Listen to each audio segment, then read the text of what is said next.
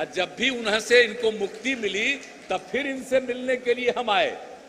तो ये उसी समय हमको कहने लगे कि जहां हम थे, फिर हम चले गए थे बीजेपी के साथ, तो हमको ही समझा रहे थे कि काहे के लिए उसके साथ हैं, छोड़िए और इधर आइए। तो बाद में तो छोड़ के हम आ ही गए। अब एक ही साथ उसी समय से हमको ही कह रहे थे। अब उसी समय से और उसके बाद जो कुछ भी हुआ, और हमारे माननीय उप मुख्यमंत्री ने आपको बता दिया, भाई वहां तो कुछ है ही नहीं। और उन लोगों को हम इतना मदद किए, और उसके बाद जो पिछला चुनाव हो रहा था तो उसमें तो हम लोगों के उम्मीदवार को हराने ही में लगे हुए थे। तो एक एक तरह का चीज हम नहीं बनना चाहते थे फिर मुख्यमंत्री, लेकिन ये लोग जबरदस्ती करके हमको बनाए हुए थे और काम नहीं हो रहा था ठीक ढंग से। जो लोग ये लोग वादा किए थे केंद्र से कि एक पिछड़ा राज्य है उसके लिए करेंगे, वो नहीं कर रहे थे। और अंतोगत्वा जिस तरह का बात इन लोगों ने गलत करना शुरू किया, हम लोगों ने कहा कि भाई ये साथ चलना ठीक नहीं है, अलग हो गए। और आप जान लीजिए बिहार में 7 पार्टी एक साथ है और मात्र 1 पार्टी अलग है। अब सब लोग मिल करके हम लोग काम कर रहे हैं। और एक बात तो जान लीजिए कि बिहार का तो चिंता नहीं है, अगला बार चुनाव होगा 24 में, तो उनको है क्या, अभी लोकसभा का चुनाव होगा तो उनके लिए जीतना तो संभव नहीं है, चाहे जो भी इधर उधर भाषण देते रहे। और विधानसभा का भी चुनाव होगा तो कोई जगह होगा नाम मात्र का मिलेगा। लेकिन बात सिर्फ बिहार का नहीं है, हमारी तो एक ही इच्छा है कि पूरे देश में एकजुट होना होगा, एक साथ मिलना पड़ेगा। ये मेरा जो आग्रह है श्रद्धेय ओम प्रकाश चौटाला जी से चरण स्पर्श करते हुए फिर इनको हम कहेंगे कि जरा यहां आपके साथ कितने लोग आए हुए। अब आगे भी ज्यादा से ज्यादा पार्टियों को जोड़ने में लगिए। अब क्या समझते हैं कि कहीं कोई पार्टी ऐसा हो सकता है, कहीं आप समझ सकते हैं कि बिना सीपीआई सीपीएम के माले के कोई बात होगा? सब तरह के लोगों का, अन्य जो पार्टियां हैं विभिन्न राज्यों में।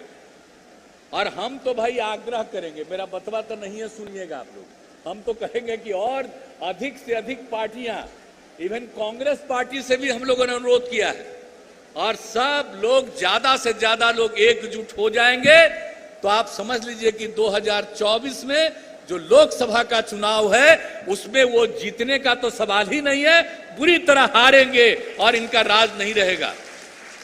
ये लोग कोई काम कर रहे हैं साहब, आप जरा देखते हैं, अभी तो हमारे मीडिया वाले मिलते हैं, हम प्रणाम कर देते हैं, वो तो बात करना चाहते हैं।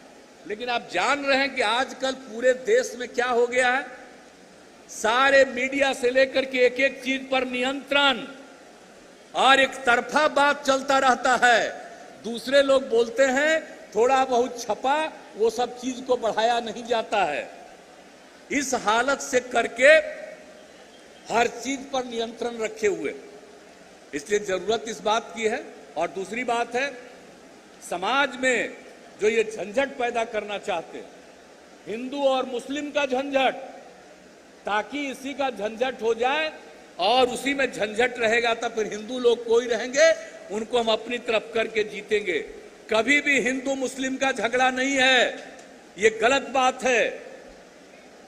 देश जब 2 हिस्सा में बंट गया था तो क्या सारे मुस्लिम चले गए थे वहां? अरे बापू ने क्या काम किया, सबके लिए काम किए, और जितना वहां थे उससे भी ज्यादा मुस्लिम समुदाय के लोग अपने देश में रह गए।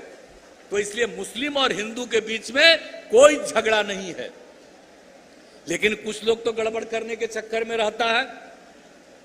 आप चाहे जैसा भी हो जाइए, कोई जन्म लेता है तो जन्म लेगा तो कुछ न कुछ तो बहुत ही गड़बड़ करने वाला आदमी होता ही है, वो अलग बात है, लेकिन आम तौर पर कहीं नहीं होता। इसलिए एक बात जान लीजिए, ज्यादा से ज्यादा लोग एकजुट होइए और ये समझ लीजिए, ये तीसरा गठबंधन की बात नहीं है, मुख्य गठबंधन की बात है। मेन गठबंधन देश में बनेगा और तभी बहुत अच्छे मत से जीतेंगे।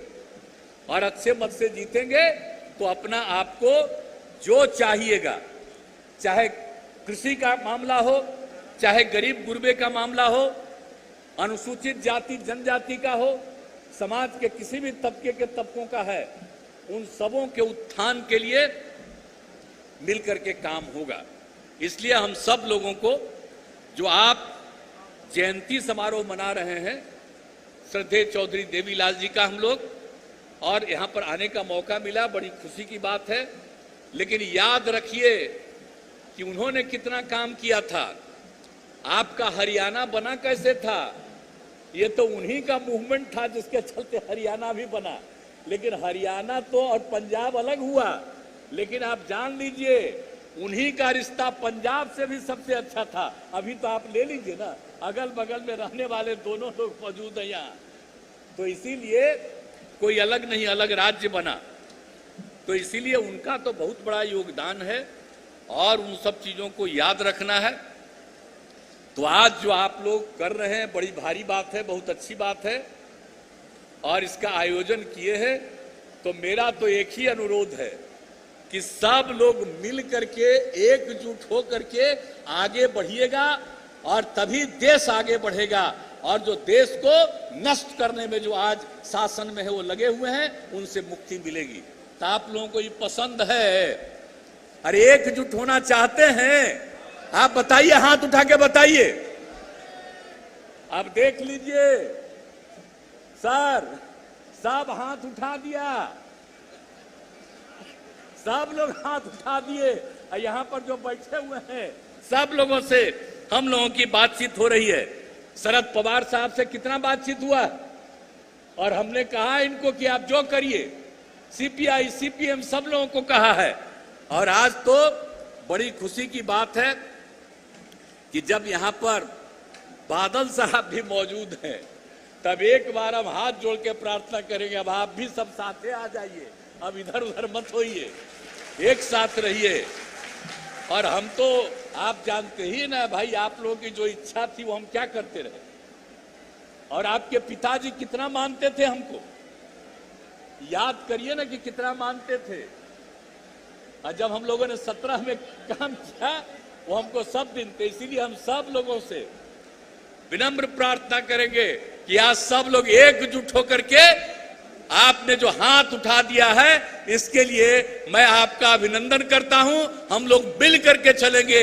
व्यक्तिगत रूप से मुझकी कोई अपनी इच्छा नहीं है, हम तो चाहते हैं देश को आगे बढ़ावे और मिल करके सबका विकास हो और सब लोग आगे बढ़े, यही हम लोग चाहते हैं। और समाज में किसी भी तरह का कोई तरह का इधर उधर न रहे, इसलिए सब मिल करके चलेंगे। और आपको मैं तीसरी बार हाथ उठा करके जो आपने आज कह दिया तो मुझे बड़ी खुशी है। और अब हम उम्मीद करते हैं कि सब लोग मिलजुल करके एकजुट होकर के चलेंगे और बहुत आगे बढ़ेंगे। इन्हीं शब्दों के साथ आप सबको बहुत बहुत धन्यवाद।